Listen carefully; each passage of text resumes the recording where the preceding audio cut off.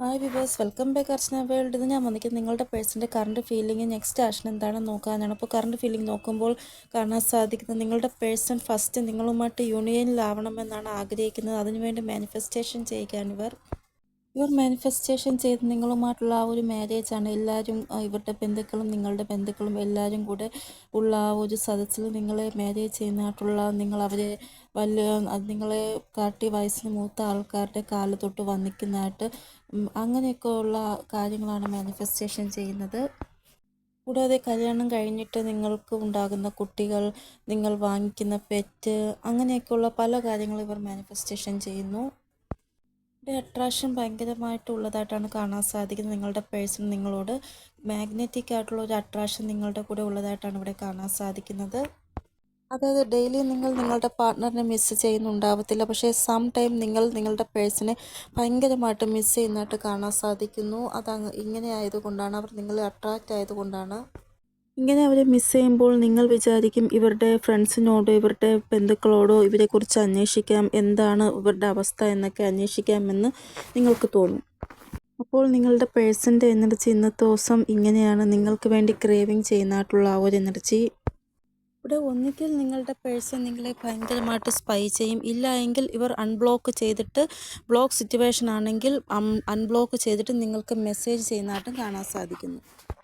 നിങ്ങളുടെ person care free ആയിട്ട് നിങ്ങൾക്ക് നേരെ കാൽവെപ്പ് തുടങ്ങിയെന്നാണ് ഇവിടെ കാണാൻ സാധിക്കുന്നത്. അതായത് ഇനി ആരെയും ഞാൻ പേടിക്കുന്നില്ല, എൻ്റെ പേഴ്സണിന് വേണ്ടി എനിക്കൊരു ആക്ഷൻ എടുക്കണം, അവർക്ക് നേരെ പോകണം എനിക്ക് എന്നുള്ള ആ ഒരു രീതിയിൽ കെയർ ഫ്രീ ആയിട്ടൊരു കാൽവെപ്പ് ഇവരുടെ ഭാഗത്തു നിന്നുണ്ടായി എന്നാണ് ഇവിടെ കാണാൻ സാധിക്കുന്നത്. ഇവിടെ ഇൻഡിപെൻഡൻ്റ് ആയിട്ടാണ് നിങ്ങളുടെ പേഴ്സൺ നിർണയം എടുത്തേക്കുന്നത്. ഇവർക്കിനി ആരെയും പേടിയില്ല, എന്ത് തീരുമാനമാണോ എടുത്ത് അതിൽ ഉറച്ചു നിൽക്കുമെന്നാണ് ഇവിടെ കാണാൻ സാധിക്കുന്നത്. സ്വയം ഇവരെ തന്നെ പ്രിപ്പയർഡ് ചെയ്തിട്ടാണ് ഇവർ ഈ ഒരു ഡിസിഷൻ എടുത്തത് എന്നാണ് ഇവിടെ കാണാൻ സാധിക്കുന്നത്. ഇവിടെ ഒരാളുടെ കൂടെ ജീവിതം ക്രിയേറ്റ് ചെയ്യുവാൻ ആഗ്രഹിക്കുന്ന, ആ ഒരു ജീവിതം ക്രിയേറ്റ് ചെയ്യുവാൻ എന്തൊക്കെ ഡിഫറൻസസ് ആണോ, എന്തൊക്കെ മാനിപ്പുലേഷൻസ് ആണോ, അതെല്ലാം എൻഡ് ആക്കുവാൻ ഇവർ ആഗ്രഹിക്കുന്നു. അപ്പോൾ നിങ്ങളും നിങ്ങളുടെ പേഴ്സൻ്റെ ഇടയിൽ ചീറ്റിങ്, അല്ല എങ്കിൽ മാനിപ്പുലേഷൻ, അല്ല എങ്കിൽ ഏതെങ്കിലും തേർഡ് പാർട്ടി സിറ്റുവേഷൻ എന്തായിക്കൊള്ളട്ടെ, അതിനെയെല്ലാം അവസാനിപ്പിച്ച് നിങ്ങളെ തമ്മിൽ ഒന്നാക്കുവാനാണ് നിങ്ങളുടെ പേഴ്സൺ ആഗ്രഹിക്കുന്നത്. നിങ്ങൾക്കിടയിൽ തടസ്സങ്ങൾ എന്തൊക്കെയാണോ അതിനെയെല്ലാം ഇല്ലാതാക്കണമെന്നാണ് നിങ്ങളുടെ പേഴ്സൺ ആഗ്രഹിക്കുന്നത്.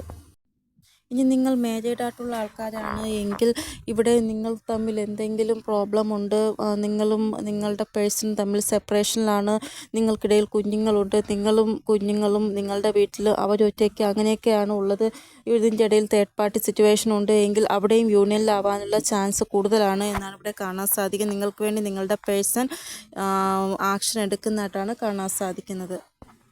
ഇവിടെ നിങ്ങളുടെ പേഴ്സൺ അറേഞ്ച് വേയിൽ നിങ്ങളോട് കൂടെ മാരേജ് ചെയ്യുവാൻ ഇവരെ കൊണ്ട് സാധിക്കുന്നില്ല എങ്കിൽ ഇവർ ഭയങ്കരമായിട്ട് ദുഃഖത്തിലാകുന്നതായിട്ടാണ് കാണാൻ സാധിക്കുന്നത്. ഈ ഒരു കാരണങ്ങൾ കൊണ്ടാണ് ഇവർ ഒറ്റയ്ക്കിരിക്കുവാൻ ശ്രമിക്കുന്നത്. എക്സാമ്പിൾ, നിങ്ങളൊരു കുഞ്ഞിനെ പ്രസവിച്ച് വളർത്തി വലുതാക്കി ആ കുഞ്ഞ് വേറൊരാളെ സ്നേഹിക്കുന്നു. അപ്പോൾ നിങ്ങൾക്ക് തോന്നത്തില്ല ആ ഓപ്പോസിറ്റ് ആ സ്നേഹിക്കുന്ന വ്യക്തിയുടെ വീട്ടുകാർ എങ്ങനെയായിരിക്കും, അല്ലെങ്കിൽ ആ സ്നേഹിക്കുന്ന ആ ആളെങ്ങനെയായിരിക്കും, അവർ കാരണം എൻ്റെ മോക്കോ മോളിനോ ഒരു വിഷമം വരാൻ പാടില്ല എന്നൊക്കെ ചിന്തിച്ച് നിങ്ങൾക്കൊരു ആവലാതി കാണത്തില്ലേ? അതേപോലെയാണ് നിങ്ങളുടെ ആ മോനോ അല്ലെങ്കിൽ മോക്കോ അവർ വിചാരിക്കുന്നത് എന്താ, നിങ്ങൾ എന്തുകൊണ്ടാണ് എൻ്റെ അച്ഛനും അമ്മയും എന്നെ മനസ്സിലാക്കാത്തത് എന്ന് അവർ വിചാരിക്കും. ഇങ്ങനെയുള്ള സിറ്റുവേഷനിൽ അച്ഛനും അമ്മയും അവരുടെ ഭാഗം റൈറ്റ് എന്ന് പറയും, അതേപോലെ ഓപ്പോസിറ്റ് അവരുടെ മോനും മോളോ അവരുടെ ഭാഗം റൈറ്റ് ആണെന്ന് പറയും. ഇങ്ങനെയുള്ള സമയങ്ങളിലാണ് ഒരു വ്യക്തി നമ്മൾ ഒറ്റപ്പെടൽ അനുഭവിക്കുന്നത്. അതായത് സ്വന്തം അച്ഛനും അമ്മയും എന്നെ മനസ്സിലാക്കുന്നില്ലല്ലോ, അവർക്ക് ഞാൻ പറഞ്ഞത് മനസ്സിലാകുന്നില്ലല്ലോ എന്നൊക്കെ ആലോചിച്ച് അവർ ഇങ്ങനെ ഒറ്റപ്പെടുമ്പോൾ ഇവർ ആഹാരം പോലും കഴിക്കത്തില്ല, ഭയങ്കരമായിട്ട് വിഷമിക്കുക. അപ്പോൾ നിങ്ങൾക്ക് തോന്നണം ഇവർ ഭയങ്കരമായിട്ട് വിഷമിക്കുകയാണ്, ഇവർ ഇനി ഇങ്ങനെ വിഷമിച്ച് വിട്ടാൽ ശരിയാവത്തില്ല, വേറെ രീതിയിലുള്ള എന്തെങ്കിലും, അതായത് മദ്യപാനത്തിനോ വേറെ ഏതെങ്കിലും രീതിക്ക് അടിമയാവും, അതിനെയും കാട്ടി ഇവരുടെ ഇഷ്ടം എന്താണോ അത് നടത്തി കൊടുക്കാം എന്നുള്ള രീതിയിൽ വരെ അച്ഛനും അമ്മയും വരും. ആ രീതിയിലാണ് ഇപ്പോൾ കാര്യങ്ങൾ പോയിക്കൊണ്ടിരിക്കുന്നത്. അപ്പോൾ ഈ ഒരു ടെക്നിക്സാണ് നിങ്ങളുടെ പാർട്ട്ണർ ഇപ്പോൾ യൂസ് ചെയ്യുന്നത് എന്നാണ് ഇവിടെ കാണാൻ സാധിക്കുന്നത്. ഈ ഒരു ടെക്നിക്ക് വർക്കാകുമോ എന്ന് നോക്കുമ്പോൾ കാണാൻ സാധിക്കുന്നു ചില ആൾക്കാരുടെ ഫാമിലി ഈ ഒരു ടെക്നിക്കിൽ വീണുപോയി. നിങ്ങളും അവരുമായിട്ടുള്ള മാരേജിന് സമ്മതം മൂളും. ചില ആൾക്കാരുടെ ഫാമിലി മൂളത്തില്ല, സമ്മതം മൂളത്തില്ല എന്നാണ് ഇവിടെ കാണാൻ സാധിക്കുന്നത്. ഇങ്ങനെ സമ്മതിക്കാത്ത ആൾക്കാരുടെ ഫാമിലി ഭയങ്കര റൂഡായിട്ട് ഇവരോട് ബിഹേവ് ചെയ്യുന്നതായിട്ടാണ് കാണാൻ സാധിക്കുന്നത്. നമ്മൾ നല്ല ബന്ധം നോക്കി നിങ്ങൾക്ക് അറേഞ്ച് മാരേജ് നടത്തി തരാം എന്നൊക്കെ പറഞ്ഞ് ഇവരോട് റൂഡ് ബിഹേവ് ചെയ്യുന്നതായിട്ടാണ് കാണാൻ സാധിക്കുന്നത്. ഇവിടെ ഇവർ മാനിപ്പുലേറ്റിംഗ് ചെയ്യാൻ ശ്രമിക്കുന്നതായിട്ടാണ് ഇവിടെ കാണാൻ സാധിക്കുന്നത് ഈ ഫാമിലി. ഇനി നിങ്ങളുടെ പേഴ്സൺ ഇവരുടെ മാനിപ്പുലേഷനിൽ വീണില്ല എങ്കിൽ ഇവരുടെ അധികാരം നിങ്ങളുടെ പേഴ്സണിന്മേൽ ചെലുത്താൻ ശ്രമിക്കുന്നതായിട്ടും കാണാൻ സാധിക്കുന്നു. അതായത് ഇമോഷണൽ ഡ്രാമ ക്രിയേറ്റ് ചെയ്യും ഇവർ. നിങ്ങൾ നമ്മുടേതാണ്, നിങ്ങൾക്ക് ആവശ്യമുള്ളത് എന്താണ് അത് എന്തായിക്കൊള്ളട്ടെ അത് നേടിത്തരേണ്ടത് നമ്മളാണ്, അല്ലാതെ നിങ്ങളല്ല സ്വയം നേടിയെടുക്കാനുള്ളത് എന്ന് പറഞ്ഞ് ഇവരോട് ഇമോഷണൽ ഡ്രാമ കാണിക്കുന്നതായിട്ടും കാണാൻ സാധിക്കുന്നു ഫാമിലി. ഭയങ്കരമായിട്ട് ഇവരുടെ അധികാരം നിങ്ങളുടെ പേഴ്സണിൻ്റെ മേൽ ചെലുത്താൻ ശ്രമിക്കുന്നതായിട്ടാണ് ഇവിടെ കാണാൻ സാധിക്കുന്നത്.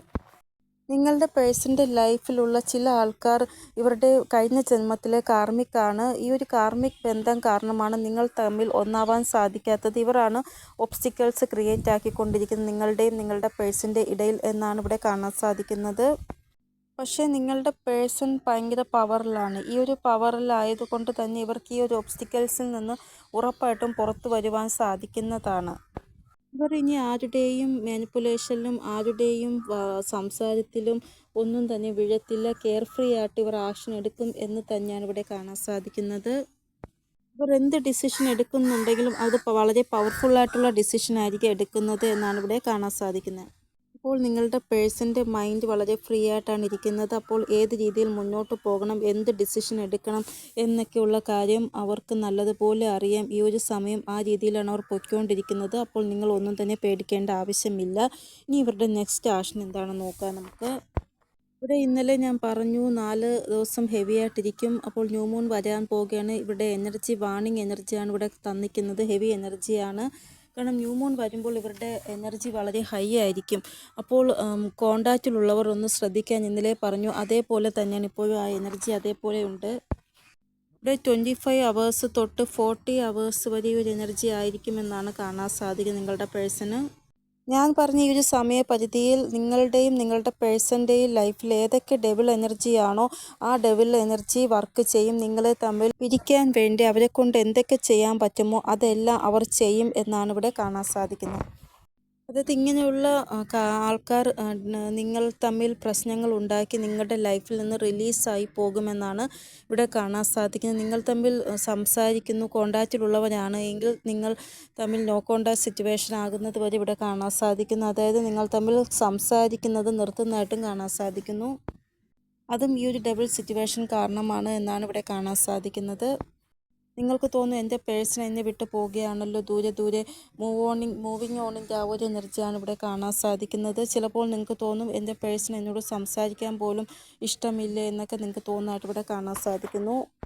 ഇവിടെ തേർഡ് പാർട്ടി സിറ്റുവേഷൻ്റെ കൂടെ ട്രിഗർ സംഭവിക്കുവാൻ വേണ്ടിയാണ് ഇങ്ങനെ സംഭവിക്കുന്നത്. അപ്പോൾ നിങ്ങൾ ഹോപ്പ്ലെസ് ആവരുത്, നിങ്ങൾ പേഷ്യൻസോടെ കാത്തിരിക്കുക. കാരണം ഒന്നിൽ നിന്ന് അകലുമ്പോൾ മറ്റൊന്നിൽ ട്രിഗർ സംഭവിക്കുകയും അതേപോലെ പോയതുപോലെ തിരിച്ചു വരികയും ചെയ്യും. അതുകൊണ്ട് നിങ്ങൾ ഒരിക്കലും ഇങ്ങനെയുള്ള സിറ്റുവേഷനിൽ അവരോട് ആർഗ്യുമെൻറ്റ് ചെയ്യാൻ പോകരുത്. അങ്ങനെ ആർഗ്യുമെൻറ്റ് ചെയ്താൽ നിങ്ങൾക്ക് തന്നെ അത് പിന്നെ തിരുത്താൻ പറ്റാത്തതാവും. ചിലപ്പോൾ നിങ്ങൾ ഉപേക്ഷിച്ചിട്ടായിരിക്കും അവർ പോകുന്നത്. അതുകൊണ്ട് ഇങ്ങനെ ചെയ്യരുത്. പേഷ്യൻസോടെ അവർക്ക് വേണ്ടി കാത്തിരിക്കുക. ഇവിടെ നിങ്ങളുമായിട്ട് നിങ്ങളുടെ പേഴ്സൺ ഒരു പുതിയ തുടക്കം കുറിക്കും എന്നാണ് ഇവിടെ കാണാൻ സാധിക്കുന്നത്. നിങ്ങളുമായിട്ടൊരു സക്സസ് ആണ് ഇവിടെ കാണാൻ സാധിക്കുന്നത്. അപ്പോൾ മൂവിങ് ആയിട്ട് പോകുമെങ്കിലും അവർ തേർഡ് പാർട്ടി സിറ്റുവേഷൻ എൻഡ് ആക്കിയിട്ട് തിരികെ നിങ്ങളുടെ ലൈഫിൽ തന്നെ വരും നിങ്ങളുമായിട്ടൊരു സക്സസ്സിന് വേണ്ടി. ഇവിടെ നിങ്ങളുടെ പേഴ്സണ് മനസ്സിലായി തേർഡ് പാർട്ടി പറയുന്നതെല്ലാം കള്ളമാണ്, ഇവരെ മാനിപ്പുലേറ്റിംഗ് ചെയ്യാൻ ശ്രമിക്കുകയാണ് തേർഡ് പാർട്ടി എന്ന്. അപ്പോൾ അങ്ങനെയുള്ള സിറ്റുവേഷനിൽ നിന്ന് മുക്തരാവാനാണ് നിങ്ങളുടെ പേഴ്സൺ ആഗ്രഹിക്കുന്നത്. ഈ ഒരു ടൈം പീരീഡിൽ നിങ്ങളുടെ പേഴ്സൺ ഏതെങ്കിലും കാർമിക് ട്രിഗർ ലഭിക്കുന്നതായിട്ട് കാണാൻ സാധിക്കുന്നു. ആ ഒരു ട്രിഗർ ഇമോഷണൽ ലെവലിലും മെൻ്റൽ ലെവലിലും ഇവരെ ഭയങ്കരമായിട്ട് എഫക്റ്റ് ചെയ്യുന്നതായിട്ട് കാണാൻ സാധിക്കുന്നു. ഒരു ടൈം പീരീഡിൽ നിങ്ങളും നിങ്ങളുടെ പേഴ്സണുമായിട്ട് ഹാർഷ് കമ്മ്യൂണിക്കേഷൻ ചെയ്യുന്നതായിട്ടും കാണാൻ സാധിക്കുന്നു. നിങ്ങൾ അവരെ ബ്ലെയിം ചെയ്യുന്നതായിട്ടും കാണാൻ സാധിക്കുന്നു. ചിലപ്പോൾ അവരായിരിക്കും നിങ്ങളെ ബ്ലെയിം ചെയ്യുന്നത്.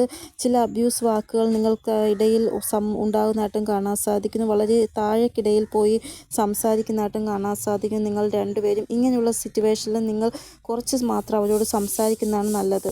ഇങ്ങനെയുള്ള സമയങ്ങളിൽ നിങ്ങളുടെ പേഴ്സൻ്റെ എനർജിയിൽ ഇലൂഷൻ ഉണ്ടാകും. നിങ്ങൾ എത്ര തന്നെ അവരോട് സ്നേഹം കാണിച്ചാലും അവർക്കതൊന്നും കാണാൻ സാധിക്കത്തില്ല. അതുകൊണ്ട് ശാന്തമായിട്ടിരിക്കുന്നതാണ് നല്ലത്. അപ്പോൾ നിങ്ങൾ തമ്മിൽ കോൺടാക്ട് സിറ്റുവേഷൻ ആണ് എങ്കിൽ കുറച്ചൊന്ന് ശ്രദ്ധാലുവായിട്ടിരിക്കുക.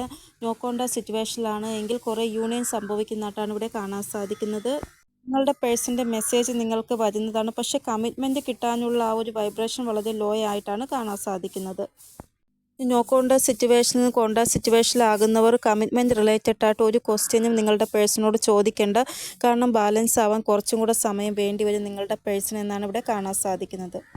നിങ്ങൾ കൂടുതലായിട്ട് ക്വസ്റ്റ്യൻസ് അങ്ങോട്ട് ചോദിച്ച് അവരെ വെറുപ്പിക്കാൻ പോകരുത്. അതായത് ഫാമിലിയോട് പറഞ്ഞോ, എനിക്ക് വേണ്ടി ഡിസിഷൻ എടുത്തോ, ആക്ഷൻ എടുത്തോ, അങ്ങനെ ഒന്നും ചോദിക്കാൻ പോകണ്ട. ശാന്തമായിട്ടിരിക്കുക.